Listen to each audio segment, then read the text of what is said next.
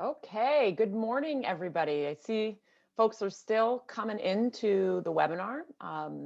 So I'll slowly begin as more folks trickle in, but wanted to start on time so we could be sure to end on time, which is one of the great features that I love about WIN, which is that we are always prompt, we're always efficient, starting at 10, ending by 11. This morning, I am so excited to introduce very shortly three incredible leaders in the industry of branding and marketing. We have already learned so much from them in our weeks leading up to this event this morning. So I'm excited for all of you to hear their expertise and wisdom. And hopefully this hour will be incredibly informative and helpful for all of you out there. Just to make sure you're in the right Zoom this morning, this is the sixth WIN event. WIN is a collaboration between the Red Sox Foundation and the Women's Foundation of Boston. We created WIN in 2019, really in an effort to make sure that women that are running nonprofits in the Massachusetts, Boston area knew that they had a safe space to connect, to learn, to share, to convene, make sure that we can bring these incredible women that are doing so much to improve our communities, bring them together to info share, to learn, and just feel supported by each other. And so while it's a very professionally focused entity and collaboration, I do want to start very quickly this morning with a more personal item. And that is that I've heard from so many of my peers, my peers that are running nonprofits, presidents, CEOs, executive directors, that they're feeling overwhelmed right now. They're feeling alone. They're feeling anxious, frustrated, kind of burnt out, depleted. Does that sound familiar to any of you out there? It does to me. And so I just wanted to take a moment to really validate those feelings and to hear those feelings, to justify those emotions, because we are literally being asked to work in an unprecedented time right now, a time that we're asked to make sure our organizations are successful, our personal lives are successful, our families are successful, and hold everything up to this expectation that is really impossible at all times. And so I really don't have an answer, but really just wanted to make sure that anybody that needed to hear it at this time, I see you, I feel you, I hear you, you're not alone, you have our support, and you're doing your best. And we have to keep telling ourselves that that is enough, that that's enough. And so I just want to say that and just make sure that everybody out there knows that I'm here for you. We're here for you. If you ever need to chat, need the support. It's a time that I feel like we need to find joy. And it's just been hard at moments, personally at least, to find that. And so I just want others to know that you're not alone in those feelings. So moving on to this event this morning, though, you will feel supported and together with a handful of other incredible women, as I mentioned. The event will begin in no fewer than 5 minutes, I promise. I just want to get through a little bit of housekeeping and overview the format of this morning's event, which is that we're going to have our panelists introduce themselves in a moment. I'll guide a conversation with some questions that many of you provided to us. So really excited to see such focused, important questions that we'll get to. For about 45 minutes, we'll have a conversation with the panel. And we'll end about 10:50, 10:55 to make sure we have time to conduct a raffle. We have some amazing swag for our attendees out there. 4 individuals that registered by April 10th will be winning some cool Women's Foundation of Boston and Red Sox Foundation swag. And then we'll be wrapped by about 10:59. Quick housekeeping items for you all. We have about 200 individuals registered for today. So very excited that we have so many of you interested to hear from our panelists. We're going to be recording the event this morning, and it will be available on our WIN YouTube channel in a few days. We'll email everybody the link so you can check it out. The camera for most of the event, it's on me right now, but in a moment I'll have all the panelists pop their videos on. That's Tina, Colette, and Aaron, and we'll have a conversation with all of them. So you'll see our 4 faces, but know that there's 200 of you out there.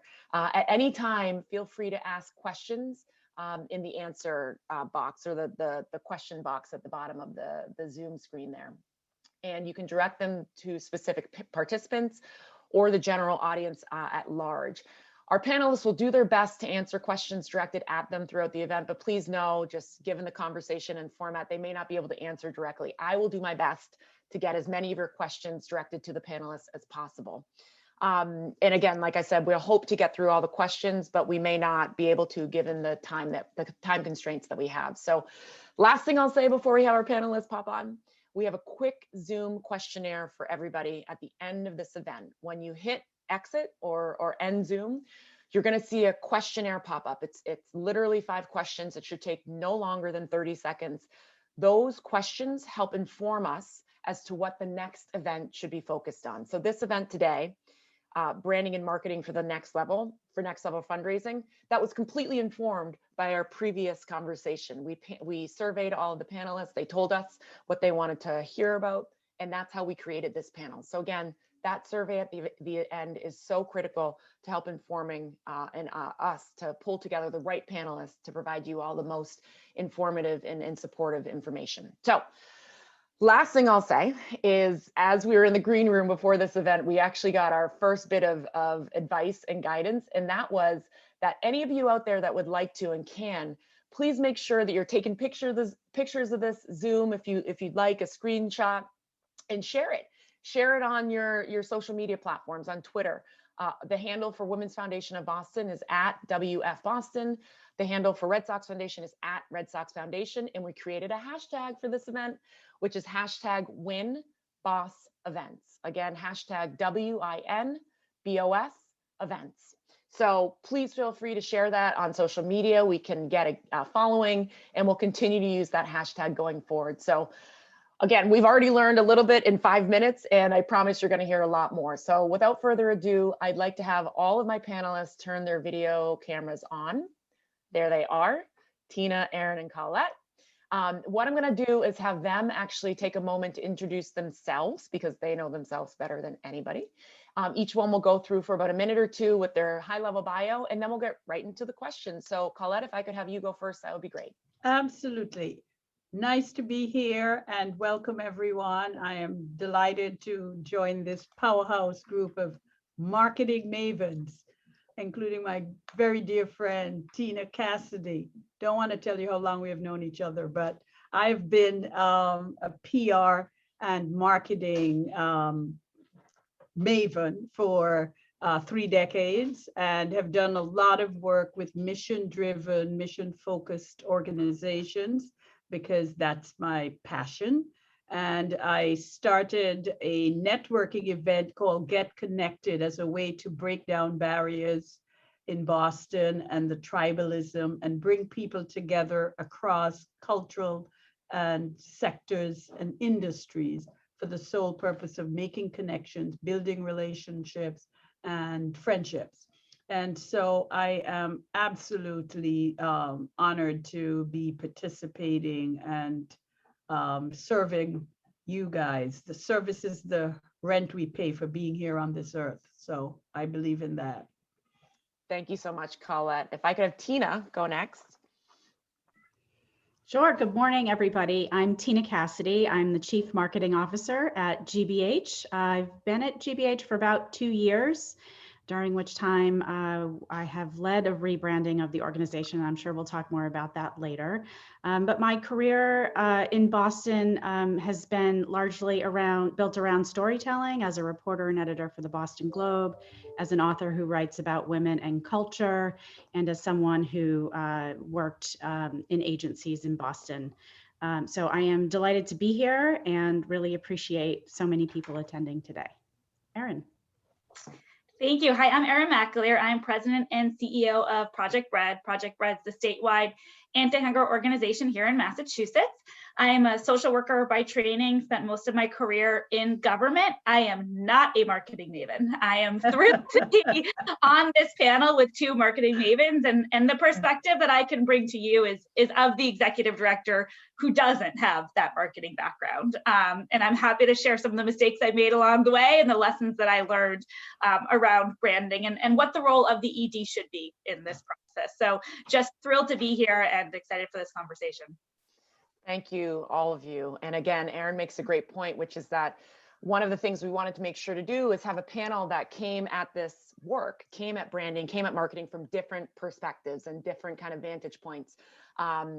Because it's not always as helpful to hear from the expert when you yourself might not be an expert. So I'm very excited to hear what everyone has to say. And you know, we'll start at the very high level and very basic, which is, how do you define a brand? What does brand even mean, right? And so I'd love to start again, Colette, with you, just thinking about when you're thinking about defining a brand, what does a nonprofit really have to think about? Well, I think brands, great brands tell great stories.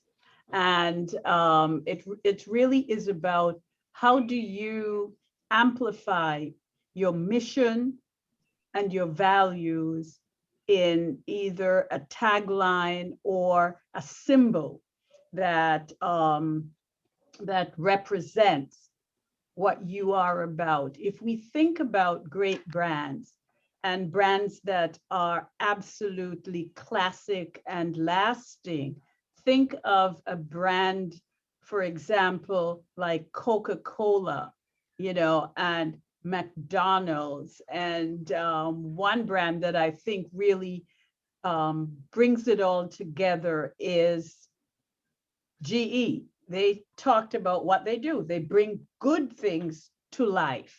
And that one tagline actually amplifies what it is GE is all about. And, there are many others. So the brand is really about storytelling, connecting your story with your mission. That's so true, and needs to be at the heart of every kind of strategic plan around branding. Exactly. And speaking of strategic plans, Erin, you were talking with a couple weeks ago, we were saying that your organization went through that process. And one of the things I loved hearing from you is knowing when to step aside and let the experts kind of lead that conversation. So can you talk a little bit about that process and what that was and your role? Yeah, so when I joined Project Bread 3 years ago, and again, I don't have a communications background, I just knew something wasn't working with the brand, the logo, the communication style. And I foolishly, I think if somebody had handed me a new logo that afternoon, I would have been like, great, we're done, we're good to go, stick it on everything. But I fortunately did have a marketing expert on my team who said, and who explained exactly what Colette just explained so well about why the brand needs to support the mission. And what she encouraged me to do was slow down. She's like, we need to do some strategic thinking, strategic planning. And we need to decide, what are we doing here? What is the population we're trying to reach? What tools do we need to be using to address hunger in Massachusetts? And then really figure out, well, how can the brand support all of that? So we actually didn't unveil a new brand until 3 years in, because we had a lot of strategic work to do to have clarity around that. And that really led to us finally fine-tuning exactly what we needed out of the brand and unveiling it just this past summer. Well, congratulations on that. And like you, I probably would have done the same thing. It looks great. Let's take that logo, right? Your instinct, I think, is to go quickly and move fast. But Tina, if you want to speak to a little bit about the why, right? Like why it's so important that you take your time to make sure that when you're building a brand, it truly does reflect the ethos, the mission, the values of the organization.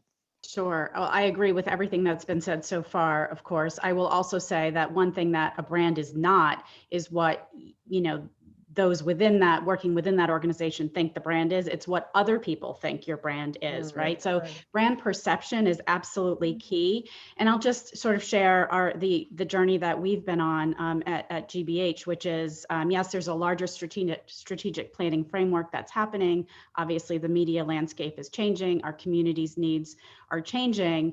And for us, the brand, we felt, was beginning to hold us back. People thought about us at WGBH as Channel 2, right? And what does Channel 2 or 89.7, a local NPR station, but what do those broadcast channels mean at a time when young people don't own TVs and they don't own cars, and so they're not engaging in the media in the same way? And how do we also amplify our mission? We are actually an education foundation, and that's hard to get across when people think about you as a local broadcaster. We are the largest creator of content for PBS nationwide. We are partnered to NPR and NPRX, which is one of the largest podcast distributors. So there's so much more to us than this lingering perception of what people thought we were. And so, It took us a while, about 18 months to go through our brand refresh. That included maybe 2 months of talking about the shade of purple that our new logo was going to be. But that's like the tail end of all of this other strategic heavy lifting, you know, doing polls of our membership and people in the community and focus groups about what their perceptions about us were. And we know where we need to move as an organization beyond broadcast, which is our new tagline.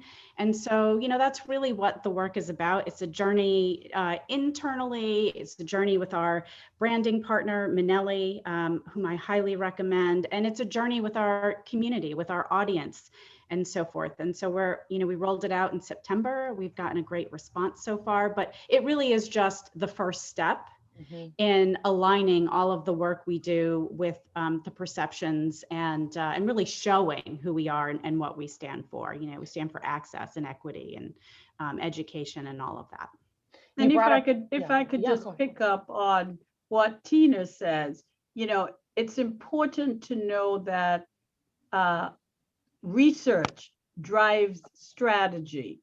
I was fortunate to have been awarded a recent contract from the city of Boston and to really begin to change the narrative about Boston so that we no longer become the butt of every comedian joke about racism, that Boston is the most racist city. And what do you do when you do that?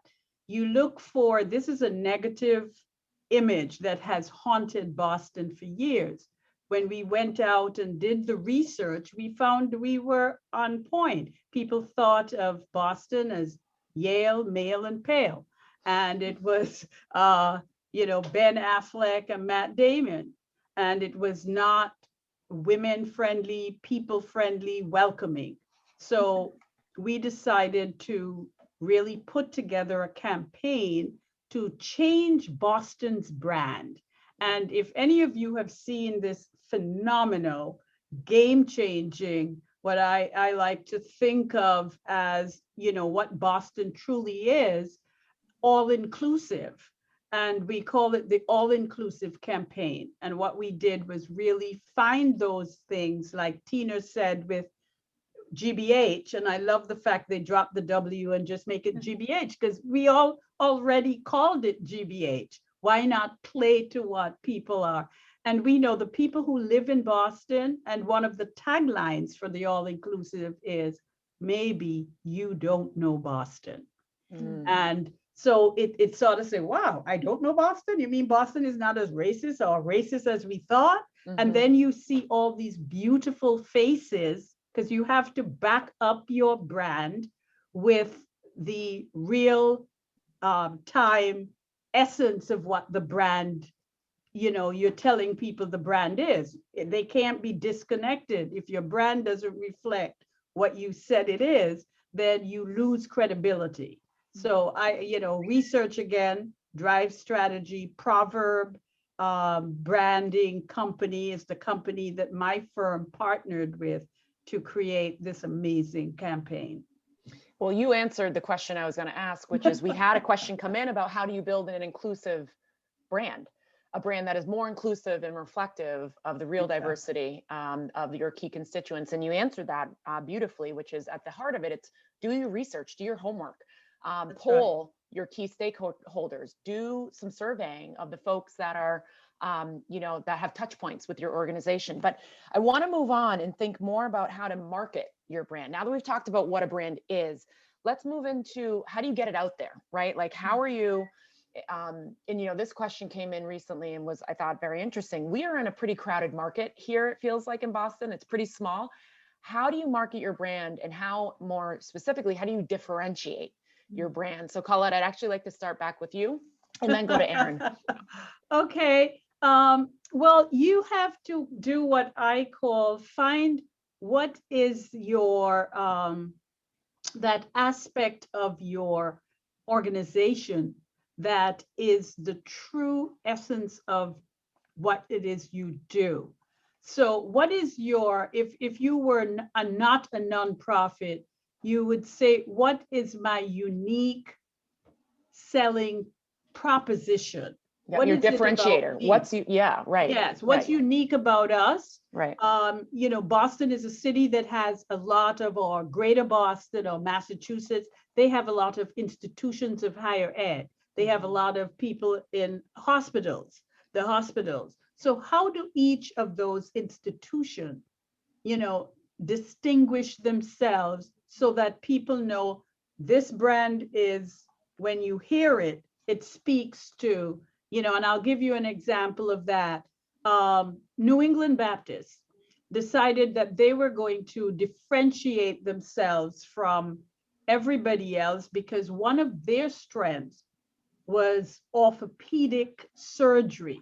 That's where at one point the Red Sox, when I did consulting work for them, that's where they went. Their players.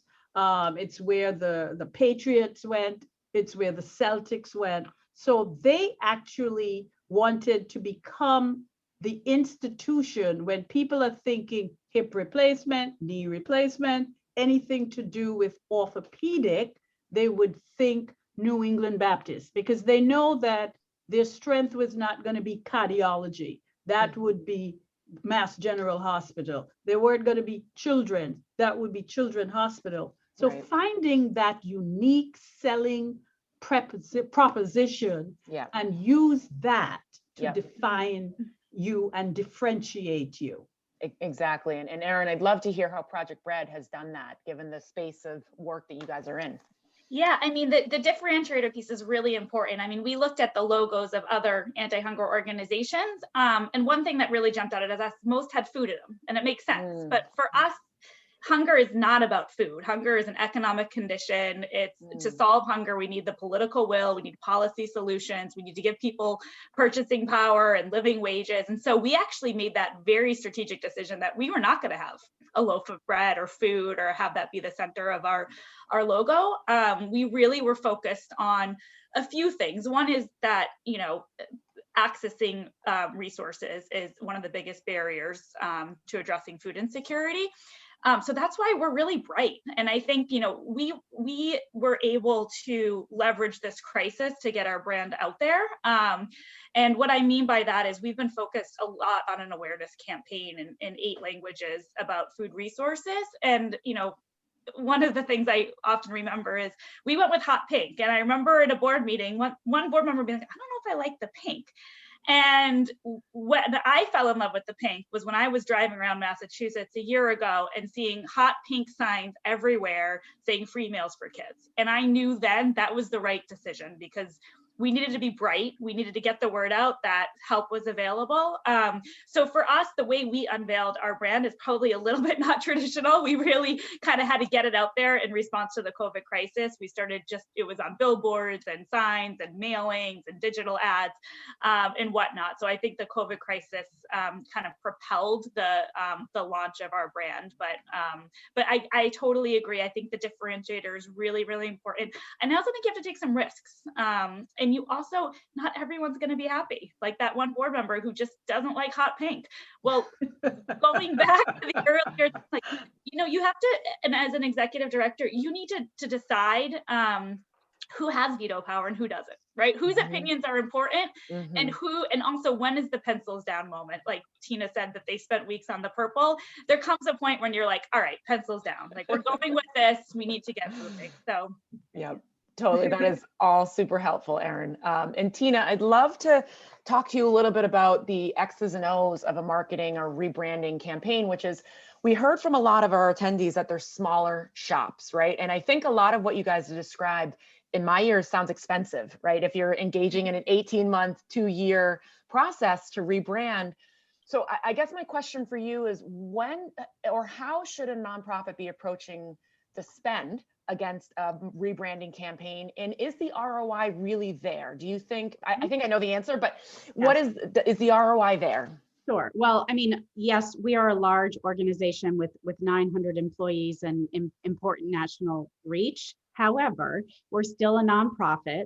And, you know, my marketing budget is not huge. So we did not have additional budget to do a rebrand. What I did was I just allocated my existing marketing budget and said, this is the year that we need to invest in our brand because we have an important story to tell and we need to shift our market perception. So, you know, we actually didn't spend a lot of money. I guess I am fortunate in that we have a lot of really amazing creatives in-house who were able to help us execute on some of the design elements and, you know, our on-air promos and things like that. But we do that anyway. So, you know, I guess I just want to say that it's really about the storytelling. And once you have a solid story to tell, you can just layer that into a lot of the existing work that you're already doing, you know? So it could be something as simple as, you know, changing your tagline in your social media profile image, right? It can be including that tagline or new branding in your email signature. These don't cost anything. You can just reskin the homepage of your website. Again, very minimal cost. But I think it's also just sort of reorienting all of your external and internal communication so that you're constantly coming back to the story that you're trying to tell. You know, this is certainly about more than changing your logo or a tagline. It's really about what you're trying to communicate and to whom, and ensuring that, you know, if you are doing any of this work as a result of a bigger strategic planning need, you know, that's back of mind for everything you do. So that doesn't cost money per se. It just has to be reflected in your daily work. So bake it in, right? Yep. Totally makes sense. Colette, how often, or Erin, did you want to say something? Nope, go ahead. Colette, how often would you recommend that nonprofits reevaluate their brand, look at revamping what they're doing? Is it by time or is it driven by a mission change or focus change? You know what I mean? Oh, you're on mute. Myself, I think it can be driven by both. I remember a few years ago, I was working with a nonprofit and their mission had changed. They started off as an organization that was focused on working with youth. It was called Jobs for Youth. Well, as they evolved over the years, 20 years later, they were really working with adults, and mostly adults that were re-entering the marketplace. And they were no longer, you know, an organization that was creating or curating jobs for youth. So we actually did research. We talked to their donors, to the board members, to the staff, to past and present people who participated. And they kept some pieces of their, you know, jobs for youth, but it was jobs for all, you know, so that it sort of encompassed exactly, and the jobs, they call it JFY network. So they were looking at themselves more as a network. In this age of digitalizing almost everything that we are doing these days, if there's anything that COVID has done for us, it's brought very clearly how important digital and the internet is to everything we do. So people are talking now about using the term platform in their branding. You know, even my Get Connected network, because we have not been able to meet in person for over a year, we now are calling it the Get Connected network platform. So that really is true. It could be time and it could be mission change that drives you to reevaluate your brand. And you hit on a question that someone actually asked, which I thought was great, which is print marketing versus e-marketing. My sense is the trend is going to lend itself towards e-marketing now, right? We're gone are the days rather, I think, of hard copy community or impact reports or what, spending thousands of dollars every year on creating these hard copy. Maybe you just minimalize it. But Erin, I'd love to hear if Project Bread has thought about transitioning more to an e-space. Yeah, I mean, we're doing so much digital now, directly to individuals who are food insecure, right? And we're doing it through YouTube and WhatsApp and Facebook and Instagram. And so absolutely having a mark that's versatile. Our old mark was like slanted, and that was so hard. It just never quite worked. So I think as you choose the actual logo and the mark, I think it's really important that you have the digital aspect in mind, because it's you want it to be as versatile as possible. I couldn't agree more with that. That's one of the other reasons why we needed to rebrand as well. If you think about our old logo of WGBH, which is quite iconic, was designed back in the 70s. It's been around a long time. It's very quirky with the drop shadow and so forth, but too horizontal, and it was illegible in a digital environment. And so that was also the reason why we had to change the color so that it was readable in multiple digital environments. So it's also something to think about, right? How do you look online? But I did want to just go back to something, that Colette was talking about, the reasons why you might want to consider rebrand. There's two other reasons that I would add to that list, and that is, if your competition changes or increases, or the landscape becomes more competitive.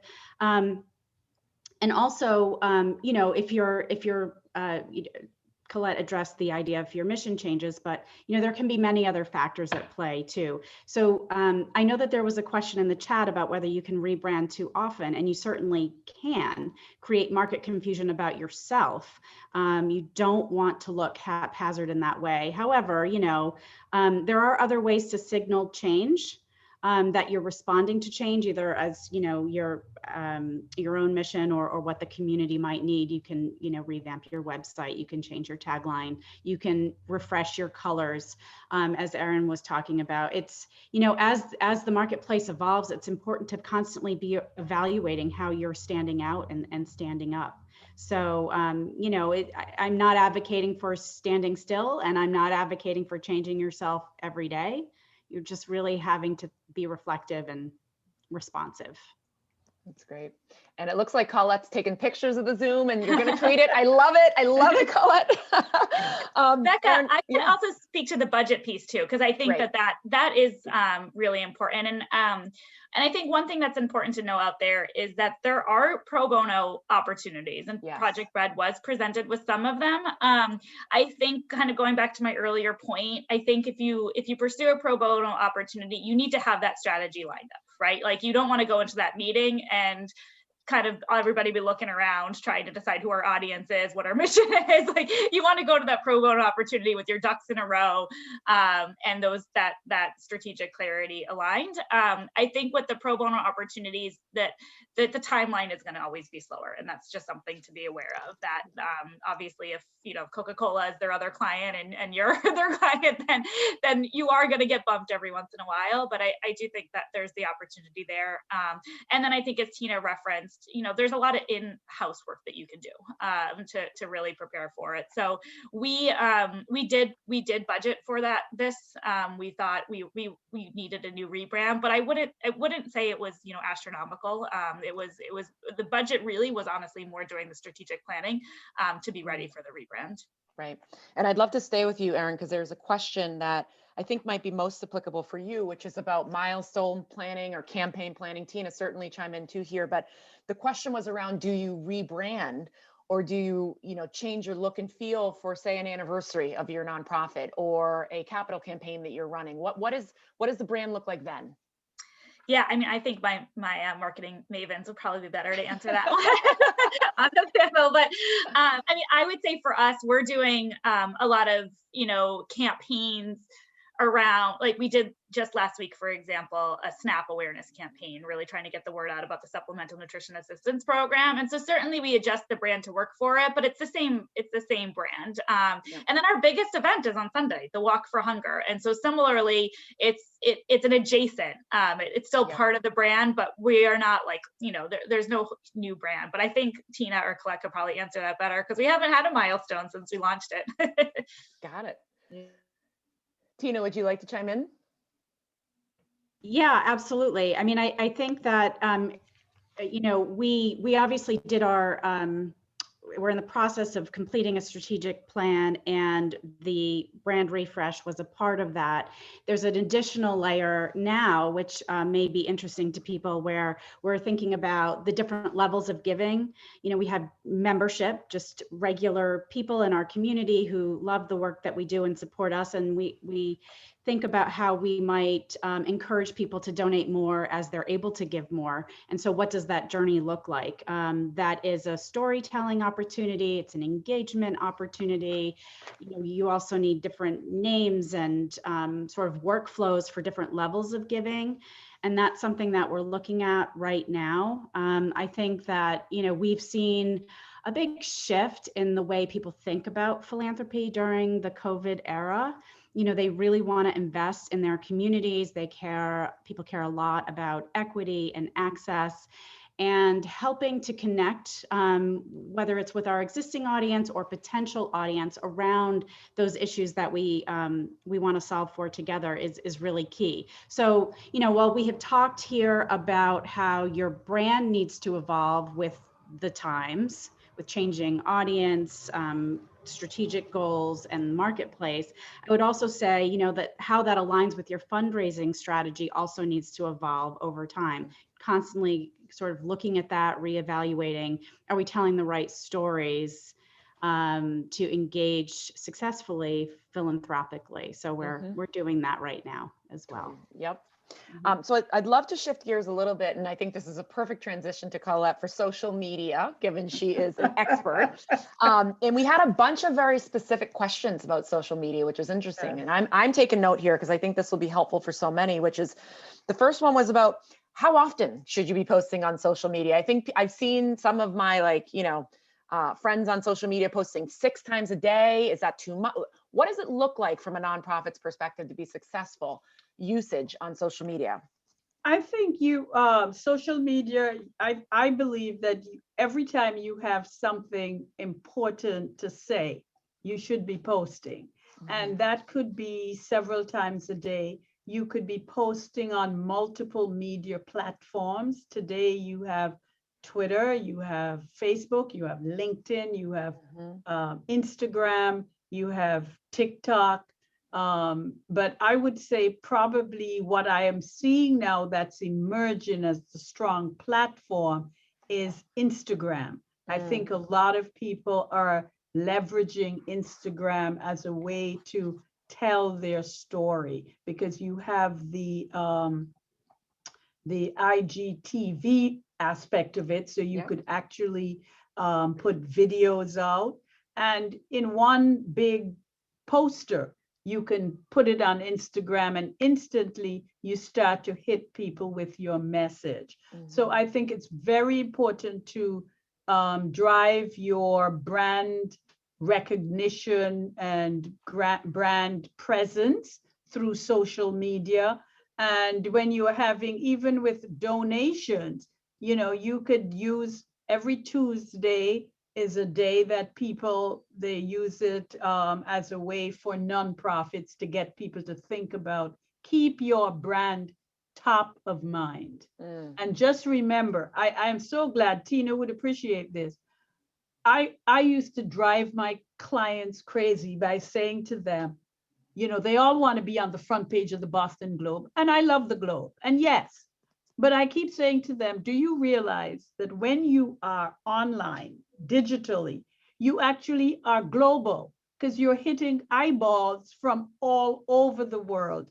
And every time somebody Googles your organization or Googles some aspect of your mission, your organization will pop up. And what you want to be doing by multiple posting and posting many times, you want to be on the first page. Every time somebody Googles either your organization or some aspect of its mission, the keyword, you are coming up in the first 2-3 pages.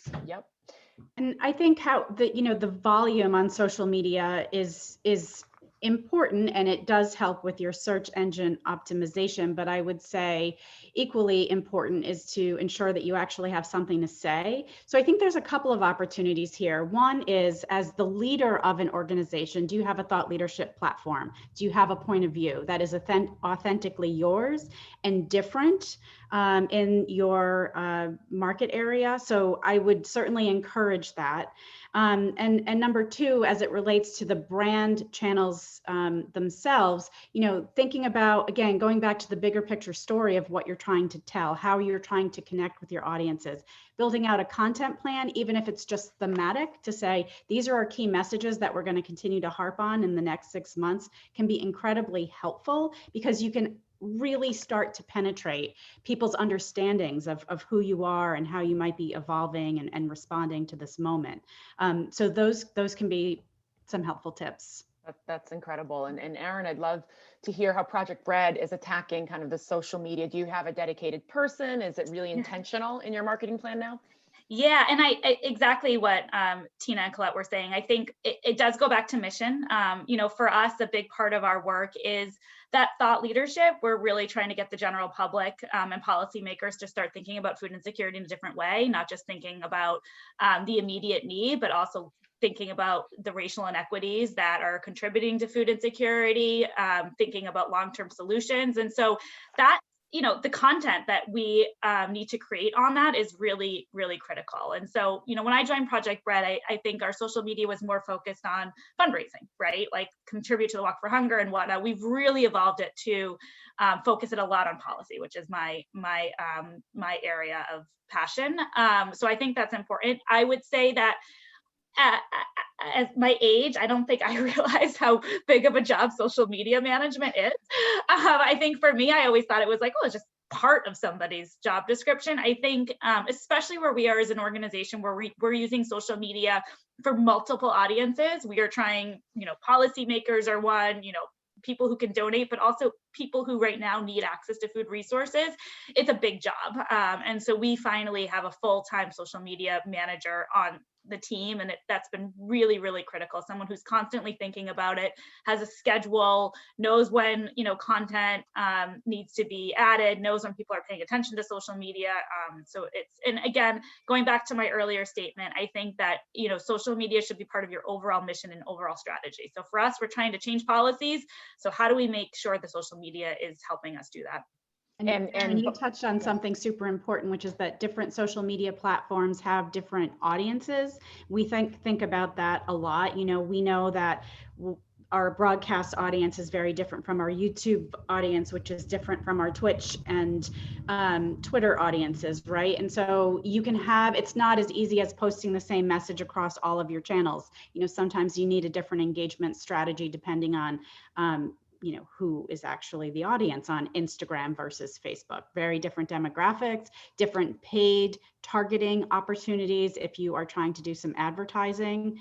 So it is much more complicated than people give it credit for. So I'm glad that Erin has a full-time person just focused on social, because the benefits are great if you approach it smartly. Exactly. And we're seeing that at the Red Sox Foundation too, is that I think it was one of those things that was always in the background. Erin, you made a good point. It was like, someone will do that when they have time, right? And now it's like, no, we've got to prioritize this as someone's job, because the benefits far exceed, the investment that you're going to put in there. These platforms mostly are all free. And if you can really utilize them right and target your audience and the message and the content and the creative in a right way, you're going to reap the benefits. I'm also, if I can just pick up, Becca, that's something that both Tina and Erin said that is so very important about the CEO having their own personal platform. And the other thing about social media and posting is look for what is, it's just like the media. When you are pitching, when I used to pitch Tina stories, I would think about what is happening right at this moment is connected to whatever it is that I want to pitch. So I love to hear Erin and both Erin and Tina talking about equity, inclusion, and diversity, because you need to talk about that when you're posting things. You're not just posting because you want to post, because nobody has time to be following frivolous stuff. When you post, your post needs to be powerful. It needs to connect to your mission. And it also needs to show how your mission is answering the most vexing problems of today's environment. So that's just number one. And I'd love to stay with you, Colette, because before this, you had asked that we create a hashtag for this event, and so I'd love to hear just in a minute, because I know we only have about 5 or 6 minutes left. What is it with hashtags? Do they really drive followers? Are they helpful? What's the trick that a hashtag can do for a nonprofit? Well, if we think about perhaps the most powerful hashtag that we have had in this past year is Black Lives Matter. It just says it. It speaks to, you don't have to be Black to recognize when Black people are being killed just indiscriminately, unarmed, for doing literally nothing, that there is a problem. And that absolute hashtag went viral. The same happened with Oscars So White. That was a couple of years ago. So hashtags can become a way of telling, it comes back again to what Tina talks about, telling a story and connecting your brand to that story. So hashtags really can, if you have, at the end of this, I'm hoping that we'll have more than 200 posts out there with the hashtag, Win Boston Events, because hopefully all this wisdom is not just going to naught, but the women out there have been tweeting out stuff that we all have said and putting on it the hashtag Win Boston Events. Yep. So that you can see it's a great way to, again, build Win's brand. Yep. Very important. And the hashtag Me Too, right? A couple years ago. Me Too, exactly. Right, exactly. So you actually made a great transition into a topic that I wanted to make sure we had time to address, which is kind of the changing demographics of both Boston and philanthropy, and how a brand can stay reflective of that change. And so, Colette, I'd love to stay with you and thinking about how can you appeal to more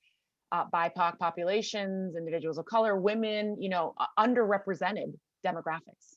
Absolutely. I think one of the things that, again, we need to look at is how we have stereotyped certain people, that people assume when you talk poverty, when you speak about inequities, and there are real inequities and poverty that impact BIPOC communities. But like every other community, BIPOC communities and women have stratas. So you want to be sure you are building partnership and relationships with, I'll give you an example. We have the Handel and Hayden group. Knew that they're a classical group. People think up snobby. They wanted to think music classical savvy, not snobby.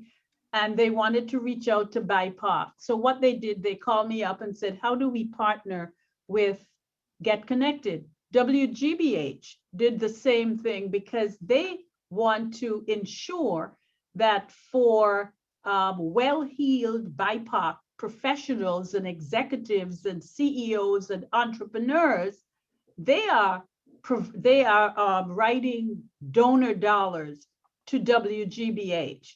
So I give GBH some props. I give Handel and Hayden some props because they know there's so many organizations out there. Amplify Latinx, if you want to hit the professional Latinx group. There is NAP, the National Association of Asian American Professionals, if you want to hit the Asian community. There is Thai Boston, which is made up of mostly South Asians who are in the tech industry. And one let me give you a little secret about BIPOC. This is for Tina, this is for Erin, and this is for all of you ladies out there. 1 in 10 South Asian is a millionaire. Think about the people who are in technology. Think about Niraj Shah of Wayfair. He completely changed the way we do business and shop for furniture. Whoever thought you would go online, see what you want and pick it, not go into the store, sit down and look around. So think about that as a new, think about us, Becca, myself, as a new marketplace for you to target, for volunteers, for board members, for donors. Mm-hmm. And, you know, we had an interesting question in the Q&A that is similarly related, slightly related in that, you know, as nonprofits might take a bold stance against racism on a social platform or just in messaging, you know, how should they manage potential board members, donors, constituents that feel that it's too much of a deviation from the work and to stay out of that, right? Like that's not where we want to speak to. And so I'm curious if anybody has some wisdom behind that. Well, I replied to that question in the chat. Oh, I'm sorry. But that's, no, I'll speak to it because I mean, I'm so, I was sort of so taken aback that there are donors out there who might be pushing back against the idea that an organization wants to be anti-racist, right? So my comment was, go find other donors. There are a lot of people out there willing to support anti-racism work, and we need them. And you know, I do understand how there are philanthropy and donor and board dynamics that you know, might have some old school thinking there. I guess it's just, this is the moment to you know, rebuild, to bring in new people who really do believe in what you're trying to achieve. I mean, this is what it's all about right now. That is the power of nonprofits, right? And I think it's really essential to have financial support aligned with your mission. Mm-hmm. Yeah, I would echo that. I mean, we're fortunate to have a board that absolutely is committed to being an anti-racist organization. I think we also have tried to use our platform to educate. And I think one of the you know, silver linings of COVID is that we're able to have more long form conversations with individuals and donors who are more interested in this. And we are very intentional about raising the issue of racial inequities, talking about the racial wealth gap and how that's contributed to food insecurity. So I also think it's, you know, we use our platform to try to educate those donors who might not be connecting all of those dots. And just going back to the earlier point about, you know, making sure that your brand is reaching BIPOC communities. And I think it goes back to, you know, as the ED, making a decision about whose voices are part of this process. And that's both the external research, but also internally. We were very intentional about who on our team, you know, for example, the woman who has run our food source hotline for well over a decade was one of the people who we really empowered in the branding process, because we knew that she's speaking directly with individuals who are food insecure and she brings that perspective. So I think that's also really critically important. It can't be a fully democratic process of brand because it will never be completed. But as the executive director, being intentional of like whose voices are going to be part of the process, and then who actually really has a decision-making role in this, and being intentional about that as well. Mm-hmm. Well, I have taken about 2 pages of notes myself during this conversation. And, you know, I think at the end of the day, a word that has come up no fewer than I think 10 times is storytelling in this conversation. And I think that really is right, in that storytelling is at the heart of good marketing, good branding, good fundraising, right? It's really the ability to differentiate yourself, find your value prop, and then storytell around your impact and who you are. That coupled with the intentionality of communicating with your key stakeholders, to Erin's point, making sure you have the right voices, the right people. It's not always just board members. It's not always just donors, right? It's people that work in the organization. It's people that you're servicing. It's your volunteers, making sure to reflect the true constituents that make up the composition of your organization in that process. And then, when you think about social media, it's not something that can be an afterthought anymore. It really needs to be a directive, a real priority for your organization. Maybe even assigning a full-time person to the role makes sense for the organization if you can do it. And then making sure that person has the expertise, the knowledge, knows the platforms, knows the hashtags and how to really manage the X and O's of social media. So I can't thank you all enough. We could go on, I know, for hours, but we're at time right now. So thank you again, Colette, Tina, Erin, you guys are incredible. I did want to make sure we had time for our raffle. My team just texted me the 4 raffle winners, all of whom are here right now. So thank you all for being part of this conversation. The 4 winners that will receive the swag are Abigail Rathgeb, and I'm sorry if I pronounced your name incorrectly, Suzanne Redgate, Mickey Rendau, and Katrine Weinberg. So I apologize if I completely said your name wrong, but you all will be getting an email so that we can send you all some Red Sox Foundation and Women's Foundation and Boston swag. Thank you for your participation. The last thing I'll say before I go is that don't forget, when you hit close or leave, you're going to be prompted to take a 5-question super quick survey. Please take the time to do that. Your answers will help inform us as to what the next conversation and next panel composition will look like, to be as informative as possible. And if there's any indication that that really works, it's right in front of you with Erin, Colette, and Tina. This was so much wisdom, so much expertise, so much passion, so much relevance. And again, on behalf of everybody that's out there that can't say thank you, Colette, Tina, and Erin, thank you to everyone out there. Have a wonderful rest of your week. It's almost Friday, and good luck to everybody. And thank you again for being here this morning. Take care. Bye-bye. Thank you. Bye.